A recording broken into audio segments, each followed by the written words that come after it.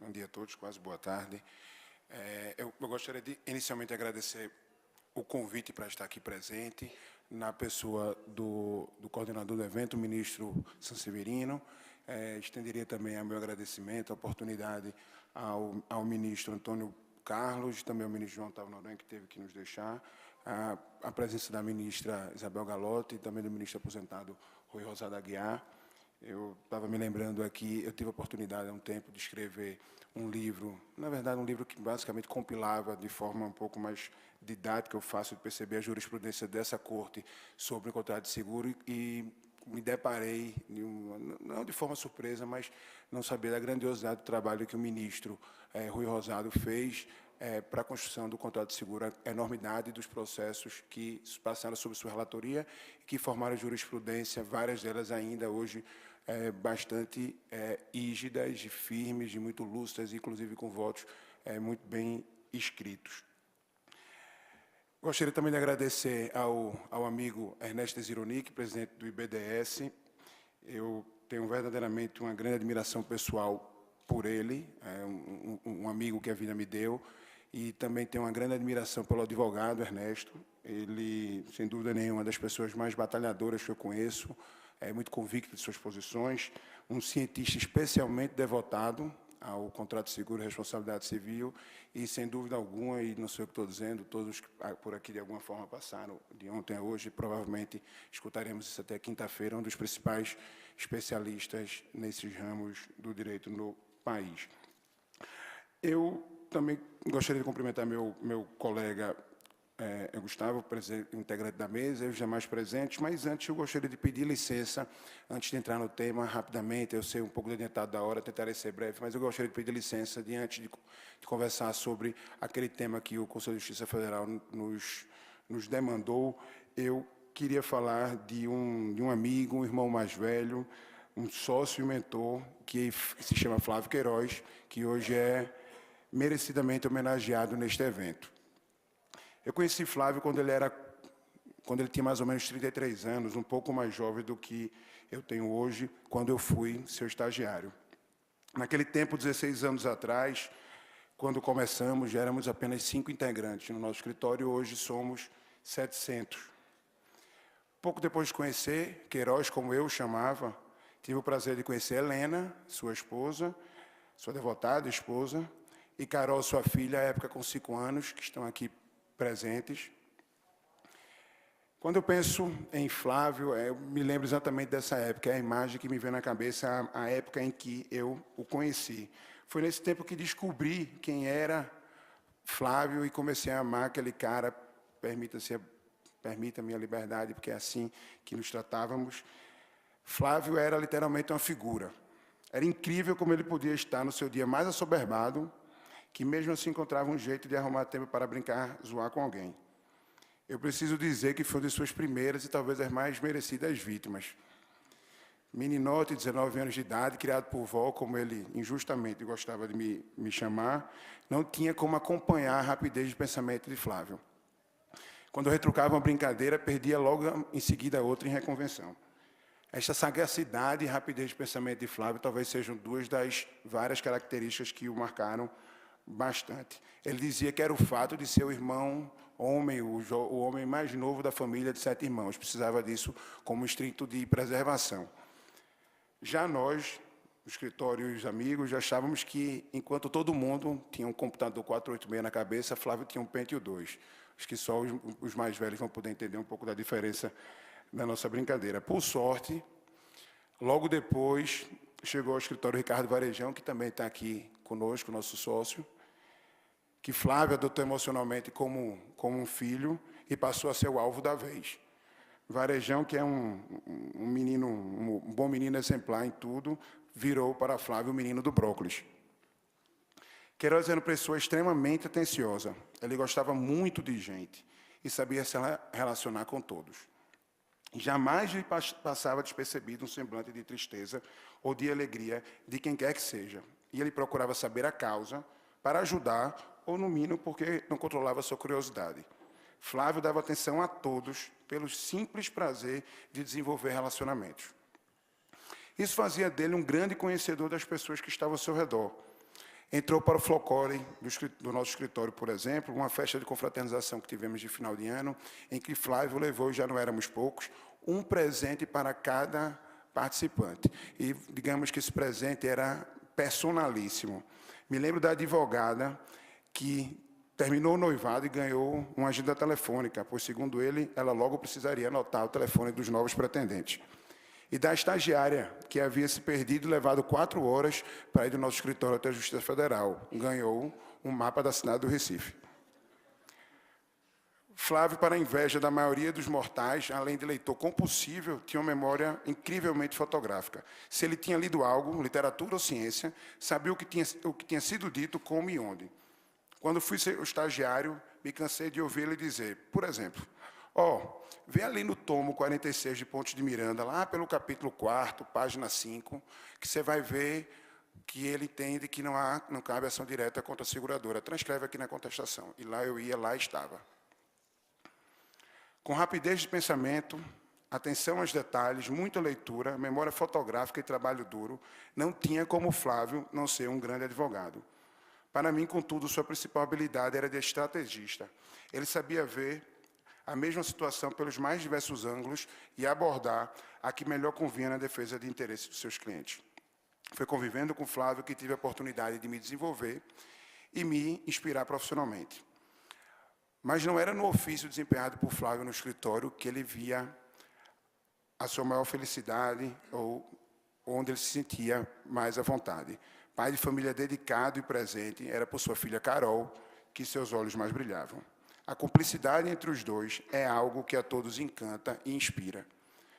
Olho para esta linda mulher, hoje estudante de Direito, e me lembro daquela moleca de 5 anos na foto, com seu cachorro que ficava em cima da mesa dele, mesmo quando ela já estava até com o namorado, Nelson, também aqui presente, que tive a oportunidade de tê-lo como meu estagiário. Também nesta relação me inspiro e espero que um dia meus filhos, Caio e Ricardo, tenham o mesmo orgulho que eu sei que Carol tem pelo seu pai. Então, é por isso e por muito mais do que eu poderia trazer aqui e contar, que hoje homenageamos o amigo, o advogado, o marido e pai, Flávio Queiroz, e eu queria pedir a liberdade de solicitar a todos uma salva de palmas para eles.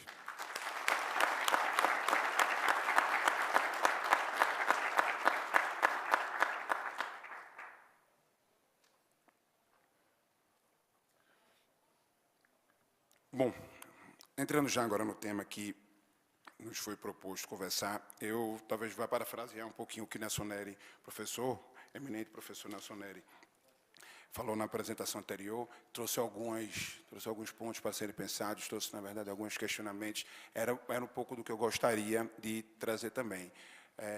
Tanto o ministro Salomão quanto o Gustavo, acho que já abordaram bastante bem a questão da ação direta, e eu aqui no meio de tantos especialistas, seria, na verdade, redundante trazer isto e disputar ou discutir intelectualmente essas matérias em suas presenças. Então, me limito a trazer minha inquietude de alguns pontos como advogado militante e contencioso securitário há 16 anos, como aproximadamente 16 anos, como falei, e tentar encontrar algumas soluções, algumas questões que me parece que ainda não estão sendo objetos de debate. Ao longo de toda essa história que foi trazida pelos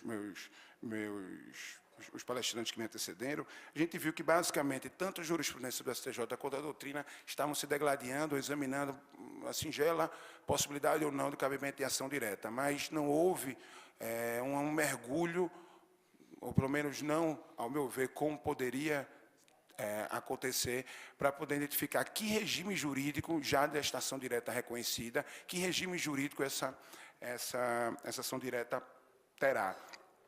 Mais especificamente, eu vou tentar abordar um pouco o regime de que defesas da seguradora convocada em ação direta pode trazer esse processo e pode opor ao segurado.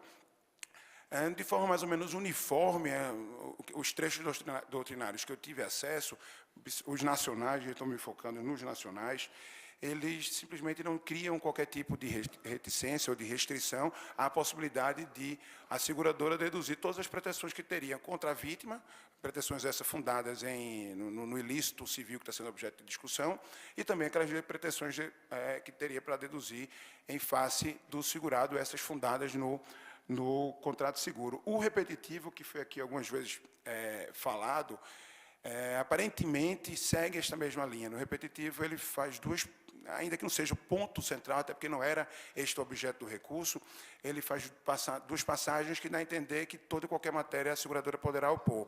A primeira é quando, num dos fundamentos do voto do relator, ele destaca, inclusive, a possibilidade da seguradora negar a existência da garantia que está sendo cobrada pelo terceiro, por exemplo, um acidente de trânsito, que era o caso objeto repetitivo, quando foi identificada a presença de uma embriaguez do segurado, embriaguez essa que poderia ser a causa ou excludente ou extintiva do direito securitário em virtude de agravamento. E, no segundo momento, em que, num rápido trecho, ele diz que cabe à seguradora responder nos limites do contrato. Então, é possível interpretar que o acórdão quis dizer que limite não é apenas um limite financeiro da IS, da importância segurada, mas também todo aquele entorno do conjunto de elementos que compõem o contrato, ou seja, qual é o conteúdo contratual. Esta, em tese, talvez se muito mergulho para poder justificar isso, é o cenário que tem sido desenhado. Bom, e aí, de novo, com minha experiência me fazem surgir algumas interrogações. Primeiro, imaginemos o seguinte, uma ação proposta contra a vítima propondo contra segurado e seguradora, e que a seguradora, em sua defesa, claro que naturalmente a demanda, o pedido originário da demanda está ligado exclusivamente ao objeto que gerou o ilícito civil, um acidente, um descumprimento contratual, seja lá qual for, este é o objeto, e a seguradora traga em contestação um outro ponto, um outro objeto, como meio de defesa para discutir. Por exemplo, negando, não necessariamente precisaria fazer, mas ainda que negasse eventualmente o ato ilícito em discussão, mas ela pode chegar e dizer, olha, não há direito à garantia porque o segurado violou o seu dever de declaração de risco, que gera, inclusive, foi ontem objeto de uma rápida discussão no evento, pode gerar a perda da garantia securitária, ou pode trazer isso um elemento antes do contrato, antes do sinistro, perdão, ou pode trazer um fato posterior ao sinistro, que também, eventualmente, surja ou dê ensejo à perda da garantia, como toda parte dela, talvez, uma circunstância que esteja sendo objeto de discussão do dever de salvamento. Então, a primeira pergunta é, pode a seguradora trazer isto? Pode a seguradora, em sua defesa, ampliar o objeto da lide para além daquela circunstância que fundamentou a discussão através do ilícito civil? Se a resposta for sim, precisaremos, talvez, revisar alguns entendimentos. Claro que em matéria de denunciação a lide, mas a exegese me parece absolutamente adequada. Alguns posicionamentos que esse próprio acordo já definiu ao longo de, talvez, mais de uma década, de que, por exemplo, não caberia denunciação a lide quando essa lide secundária trouxer ao processo um elemento novo de tal ordem que vai desvirtuar ou atrapalhar o curso da marcha do processo principal. A gente fala em ação direta, não teria tecnicamente aí uma ação secundária, uma ação primária, mas, sem dúvida nenhuma, se o segurado quer discutir única e exclusivamente seu ato ilícito, talvez não haja nada de mais prejudicial a ele do que ser incluído um elemento novo de uma magnitude tal que precise gerar uma instrução probatória absolutamente nova e diferente daquilo que ele colocou, atrapalhe sua marcha processual e não lhe dê satisfação, pelo menos não no tempo, na forma adequada que ele pensou quando ele incluiu a seguradora no polo passivo da sua demanda. Se a resposta for não poderia a seguradora eventualmente trazer este elemento novo. Vai ficar o questionamento, qual é o apoio normativo que nós encontraríamos para poder impedir um direito de defesa? Será que, por exemplo, usando o mesmo parâmetro, o interesse do segurado, da vítima, o interesse da vítima de obter com celeridade, com eficiência, o seu direito à indenização, que, inclusive, este é um dos fundamentos, não apenas o único, claro, mas um dos fundamentos do próprio cabimento da ação direta, com ampliação do polo subjetivo. Será que este seu interesse poderia ser sobreposto ao interesse da seguradora de apresentar defesa? Então, fica esta interrogação. Quando eu comecei a fazer a pesquisa para poder preparar um pouco do roteiro do que eu gostaria de falar aqui, me deparei com um acórdão que eu não conhecia. Na minha prática, eu não tinha tido a oportunidade de ter conhecimento desse acórdão, mas esse acórdão me parece absolutamente importante por duas razões. Primeiro, porque ele é posterior ao julgamento do repetitivo e que ele, aparentemente, foi o primeiro, talvez até o único, que, por enquanto, começou a abordar uma possível problemática dessa situação. Se há uma ação direta em que a seguradora aceitou a garantia, identifica que não há problema em fazer frente ou responder àquilo que o segurado contratou, a gente não vai ter maiores conflitos, problemática alguma, ela vai lá e, no máximo, discutiria ação ilícita. Mas, em ela resistindo, o que é que esse acórdão fez da relatoria do ministro Raul Araújo, é um acórdão de abril do ano passado, em que ele diz exatamente o seguinte: desde que os promovidos não tragam aos autos fatos que demonstrem a inexistência ou invalidade do cogitado contrato de seguro de responsabilidade civil por acidentes de veículos, limitando-se a contestar, sobretudo, o mérito da pretensão autoral, mostra-se viável a preservação do litisconsórcio passivo entre segurado e seguradora. No voto, o acórdão não enfrenta a questão contrária, ou seja, se não for apenas a limitação para a discussão do mérito, se esta ação direta manter-se-ia rígida, independente do meio de defesa. Então, este é um ponto que, sem dúvida nenhuma, alguma merece aprofundamento, mas, ao mesmo, me parece ver que esse tribunal já identificou esta problemática em uma eventual possível dicotomia de efeitos, a depender se houve ou não houve aceitação desta garantia provocada pelo segurado.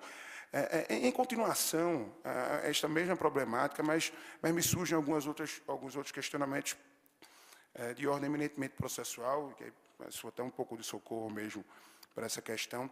Imaginemos que o ponto principal do ato ilícito ele ficou secundário. Muitas vezes uma responsabilidade mais do que identificada, mais do que reconhecida, em que a controvérsia principal cinge, inclusive, justamente sobre a existência ou não de garantia securitária. Instaura-se aí uma verdadeira lide entre réus, entre segurado e seguradora.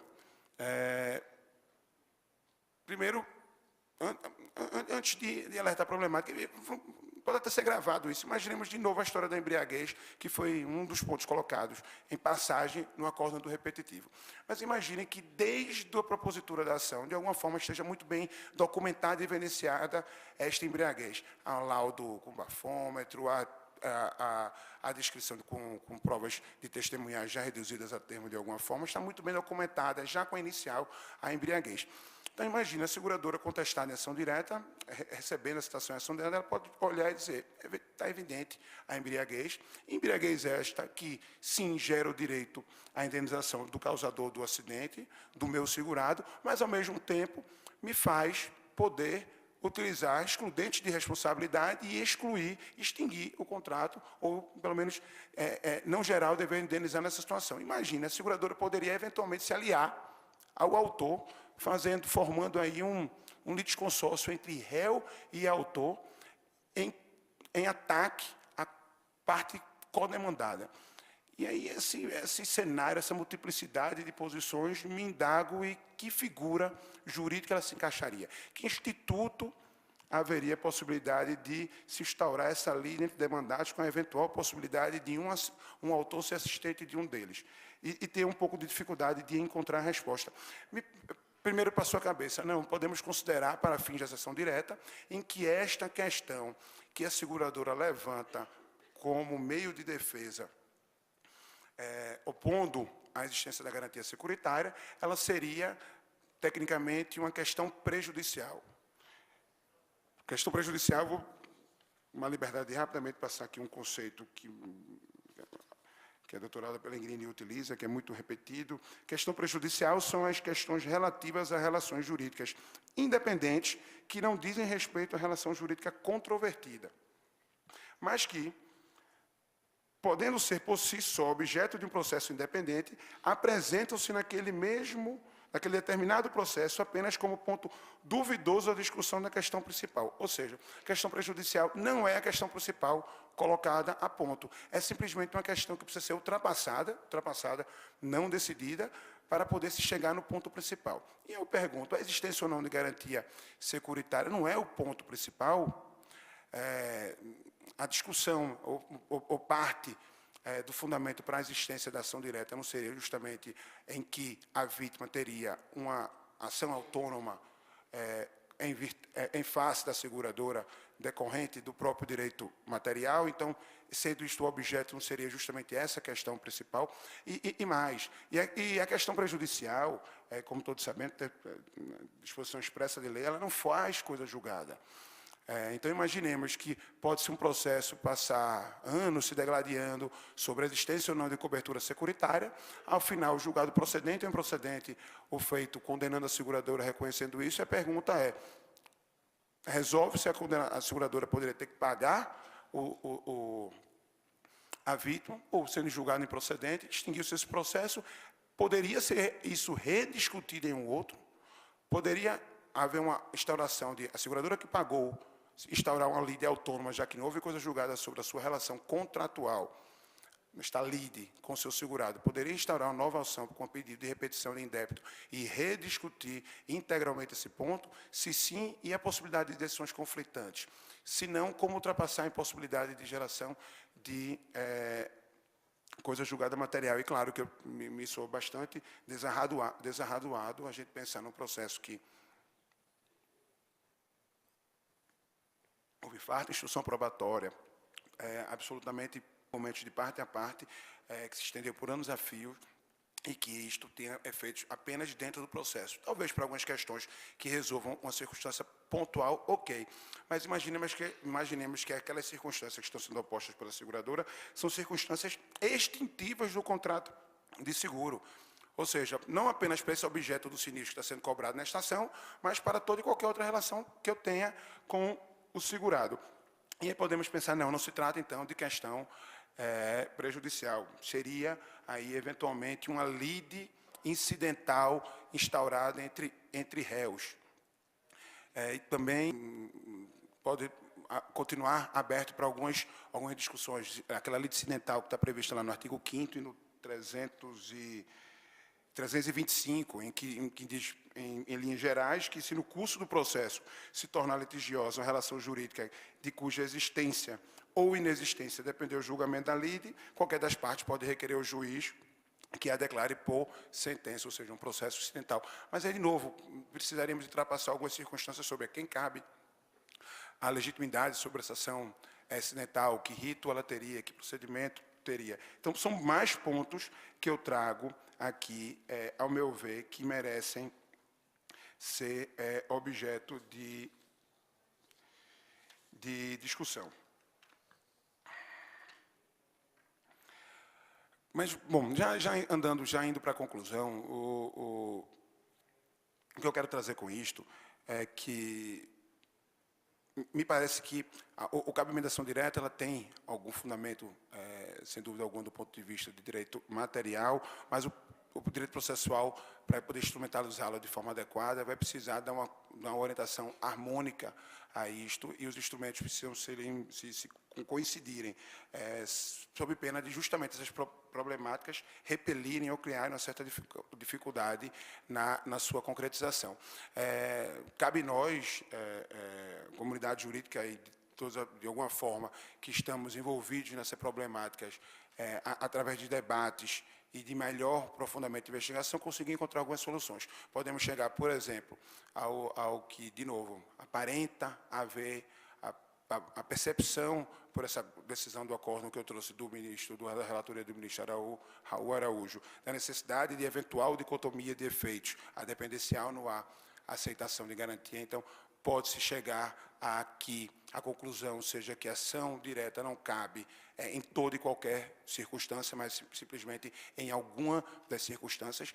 E ontem, eu ouvindo o professor João Calvão falando do artigo 140 do Código Civil Português, em que prevê uma espécie de ação direta, me fez pensar se talvez esta previsão não tenha sido um dos fundamentos. O artigo 140 diz que cabe ação direta entre o terceiro e a seguradora quando iniciadas operações negociais para satisfazer essa indenização. Então, me faz pensar, se se foi iniciada essa operação negocial, é porque teria sido ultrapassado, em tese, pelo menos, a discussão sobre há ou não há garantia. Então, essa discussão estaria muito mais centrada em que conteúdo esta garantia, que extensão esta garantia teria. Mas foi apenas um ponto que pode, eventualmente, cabe apenas a quem preparou o projeto explicar se isso, de alguma forma, foi com fundamento ou não. Mas, bom, então, após esses debates, essas situações que, ao meu ver, precisam ser enfrentadas, posso chegar à conclusão de que ou a ação direta não cabe para todas as situações, ou, em exposição diametralmente oposta, absolutamente antagônica, de que, na verdade, não cabe à seguradora opor todas as suas defesas e meios que ela, em tese, poderia discutir do contrato de seguro para a vítima. Esta inclusive, a solução utilizada por algumas figuras legislativas, alguns ordenamentos jurídicos. O Gustavo falou aqui de alguns, acho que do ordenamento argentino, se eu não me engano, e o ordenamento espanhol, por exemplo, que talvez eu conheça um pouco mais, por ter lá feito investigação, que talvez seja um dos mais duros, porque ele restringe imensamente o direito de defesa da seguradora. Até o professor Sanches Caleiro, na verdade, tem o entendimento de que essas restrições sequer são medidas de natureza estritamente processual. Ele entende que, onde há restrição, há um verdadeiro alargamento da garantia contratual.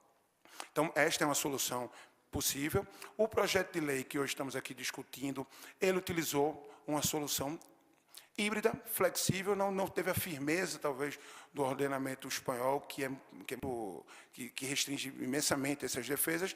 Ele permite que a seguradora, se não me engano, artigo 7º e 8º, ele permite que a seguradora utilize tanto as oposições de defesa, vamos assim dizer, que teria contra o segurado, como também contra o terceiro e também contra o segurado, desde que, como o Gustavo falou, desde que anteriores ao sinistro, ou seja, todas aquelas situações que possam significar redução ou extinção de uma garantia contratual, do contrato de seguro pós o sinistro, elas não poderiam ser objeto. E, claro, também gera algumas situações que ainda precisam de um melhor aprofundamento de todos. Então, aquelas circunstâncias que podem ser objeto, mas que por escolha, poderiam ser objeto em tese de defesa, mas por escolha legislativa, não podem ser opostas naquela ação direta, podem ser discutidas em ação autônoma. Então, se a seguradora eventualmente foi lá e pagou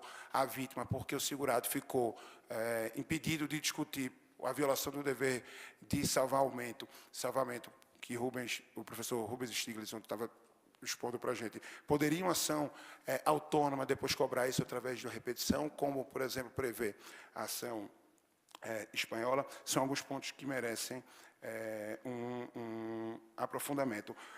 Mas, de tudo, acredito que a solução realmente, pelo menos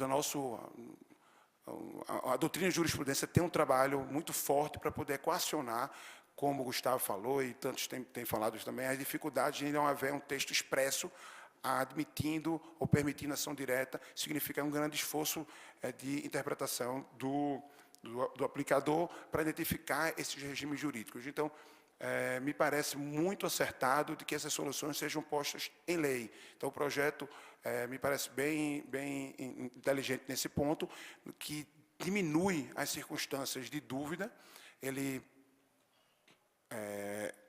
tenciona obter essa segurança jurídica, regrando o máximo possível, e é um regramento bastante mais esmiuçado.